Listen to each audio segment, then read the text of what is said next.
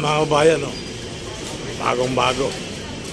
Bagong-bagong renovate. So ito mga kabayan, nandito na sa Victory Plaza. Ayan. So itong nasa Wakali ko pala. Ayan. Yan po yung gagawin na PITX Norte, mga kababayan. Kaya pinakura na. So pasimula doon hanggang sa Pitulo. At nabakulan na po siya mga kababayan. Ito dati opisina to eh. Ngayon naginawa ng ano mo na pasamantala. Ayan. So ito po yung may bakod. Ayan po yung gagawin na PITX Norte mga kababayan. Napakaganda ng project na to. Makalaki rin. So pati yung mall mababago rin mga kababayan. So hopefully tuloy ang buhay, tuloy ang life. Alright. Okay. Let's go mga kababayan.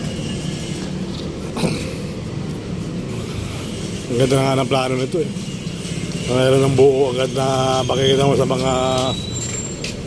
mo sa ano, talagang kitang-kita na mga kababayan. So lapad yan guys, oh. Ito niya, sa dulo.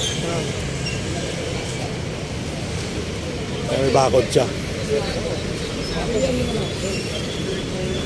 So tuloy ang buhay, tuloy ang life. Dito tayo sa Samson Road mga kababayan. Ito pala pure gold para to. Monumento. Wow, lapad yan mga guys, oh.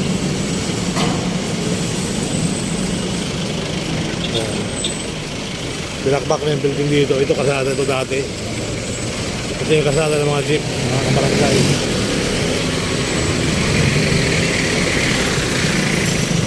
Kung mapapansin nyo, ay talagang puro bakod na. Puro binakulan na siya. Yan, napad yan guys. Marami. Ito pala sa kumpara din na ito, no? Dahil pala dinatinan. Hindi natin makikita loob kasi nga may bakod. Yan. Kailangan magpakpak na nila. PITX Norte. Ayan, monumento yan sa tulo kami ng mga kabayan. Kapag dyan. Okay. Right.